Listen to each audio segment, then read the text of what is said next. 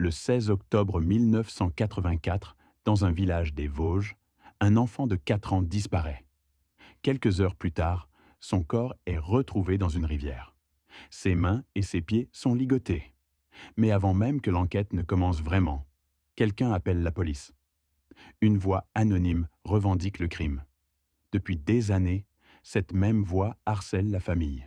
Elle menace, elle insulte, elle observe. Ce jour-là, ce n'est pas seulement un enfant qui est retrouvé mort. C'est une famille entière qui va être broyée.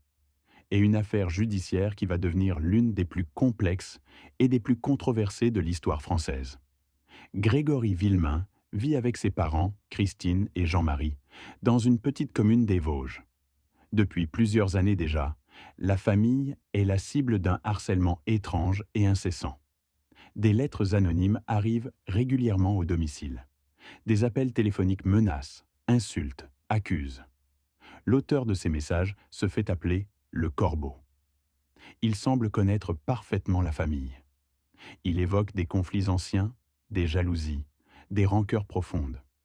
À plusieurs reprises, la famille porte plainte.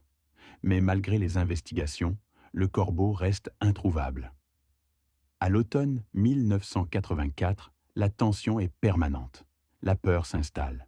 Et personne n'imagine encore que cette menace va se concrétiser de la pire des manières. Le 16 octobre 1984, Grégory joue près de la maison familiale. À un moment, il disparaît. Ses parents donnent immédiatement l'alerte. Les voisins se mobilisent. La gendarmerie arrive sur place. Les recherches commencent sans attendre, dans le village et aux alentours. Quelques heures plus tard, le corps de l'enfant est retrouvé dans la rivière la Vologne, à plusieurs kilomètres de la maison. Il est ligoté aux poignets et aux chevilles. Le choc est immense. Peu après la découverte, un appel téléphonique parvient à la police. Le Corbeau revendique le crime. Il affirme avoir agi par vengeance. L'enquête démarre dans l'urgence. Les soupçons se portent rapidement sur l'entourage familial. Les relations sont tendues.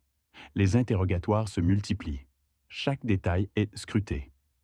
Très vite, l'affaire dépasse le cadre local. L'affaire Grégory devient nationale. Les médias affluent dans les Vosges. Les journalistes s'installent durablement dans le village. Chaque nouvel élément est relayé, commenté, parfois déformé. La pression médiatique est constante. Des mises en examen sont prononcées, puis annulées. L'enquête change de direction à plusieurs reprises. Des erreurs judiciaires sont commises. Certaines décisions sont prises dans l'urgence, sous le regard du public. Au lieu d'éclaircir l'affaire, cette exposition permanente contribue à la confusion. Les tensions familiales s'aggravent. La suspicion devient omniprésente.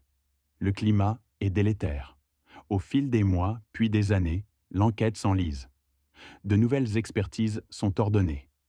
Certaines pistes sont relancées. D'autres sont abandonnées. Mais aucune ne mène à une vérité définitive. Les procédures s'accumulent. Les décisions sont contestées.